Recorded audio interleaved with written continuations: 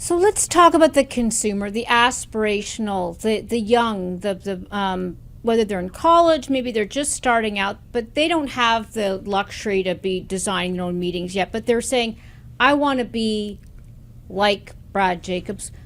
What's the advice? And it's kind of hard because, to your point, there's only so much you can, in a way, pass on to somebody. They have to want it, pick the right industry. But if you were to say, here's a couple of things you should think about, what would you say from this book and beyond? I would first say read this book 10 times. Right. And then call me and let's go over any questions you have. Secondly, I would say... That's an offer, right.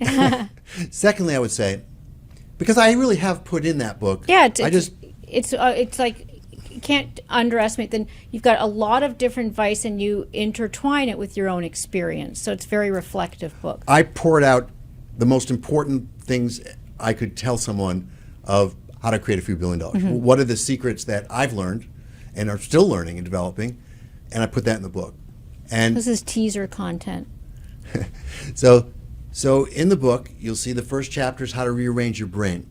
If I just had to pick one of the many things that I talk about in the book, chapter 1 would be that one, because how you get your mind in a good place and keep it in a good place, and when it gets out of a good place, bring it back to base as quickly as possible, is key.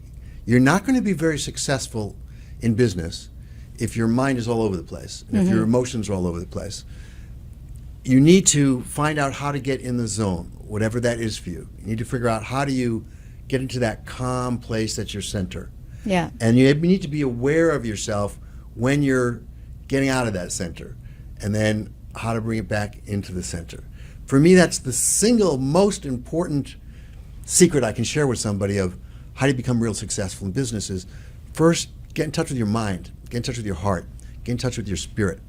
And if you can get into that zone at will, and I give a few techniques and thought experiments that have worked for me, maybe others will work for other people, that's the most important thing. It's a psychological thing, if more than anything else. So you're a man of music. If you were to have a walk-up song, I'm just curious, what would it be that would going on stage? Probably some techno music without Really? lyrics, yeah. Okay, so not jazz. That's interesting. My music taste is all over the place.